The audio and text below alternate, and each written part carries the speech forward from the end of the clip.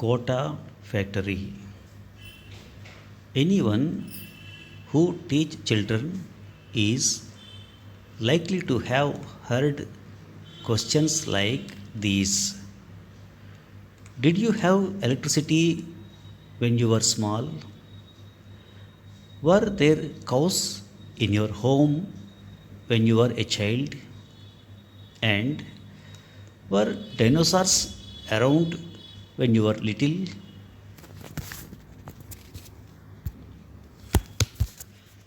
A friend of mine, a professor at a leading Indian Institute of Management, tells me that there are now many candidates qualifying through the MBA entrance test, common admission test, whose sense of past, as revealed in the final interviews, is rather similar. Asked when Rana Pratap fought the Mughals, one of them thoughtfully named 1960 as the approximate year.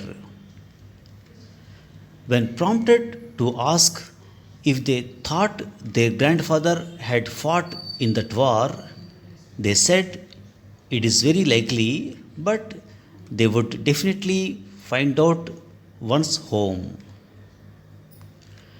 When asked to name the year when women got voting rights in India, another candidate specified 1995.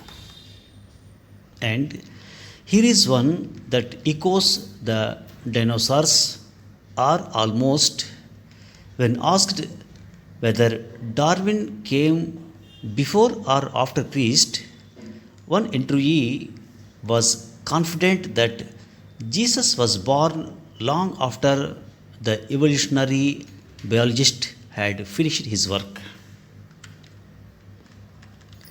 And the fairy tale answers proliferate, occasionally turning the common admission test interview room into a miraculous creature.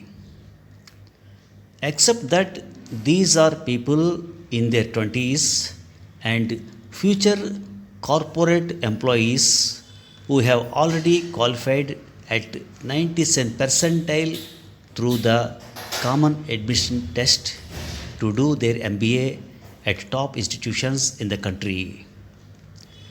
It is a small surprise when my friend tells me that major corporate employers have started to complain that the quality of IIM graduates they are recruiting now is not a patch on the IIM graduates of the past. Studying to the test with a tunnel vision strategy is a reality all over the world, including the United States of America, where coaches claiming to train kindergarteners for Ivy League colleges charge hundreds of dollars per hour. It is the reality of the anxious world in which we live today. But it takes an acute shape in India.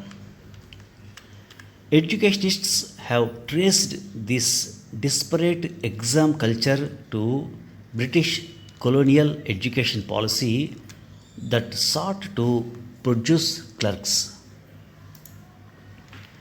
The most pointed worry today is that as the Indian economy fails to generate enough jobs in the private sector, the desperation for government jobs attainable through competitive exams reaches a state of frenzy. And this is wonderful news for at least one sector, that is, the private coaching industry. Notwithstanding the anxiety exploiting businesses like coaching centers, The growing popularity of films like Aspirants, 12th Fail, Kota Factory, and their humorous as well as life affirming qualities tell us that coaching culture in India is more prosperous than ever. This creates a vicious cycle. The failure of the private economy to create jobs foregrounds the old model of competition for scant government jobs. As the economy fails for most Indians, millions of young Indians, particularly from rural and provincial locations, see no new job prospects in the private sector. Falling back on the scramble for government jobs is also falling back on the quota factories that do not distinguish among UPSC, CAT, and JEE. All anxieties create profit. But for each genuinely deserving candidate, there will be many who will master the science of scoring in the 99th percentile without any idea of whether Darwin was before Christ or Anna Domini. These are folks who wonder what is the big deal about dates and names when Google, Siri, and ChatGPT will give it to you at one prompt. I hear many new age edtech gurus repeat the mantra that information does not matter anymore, only critical thinking does.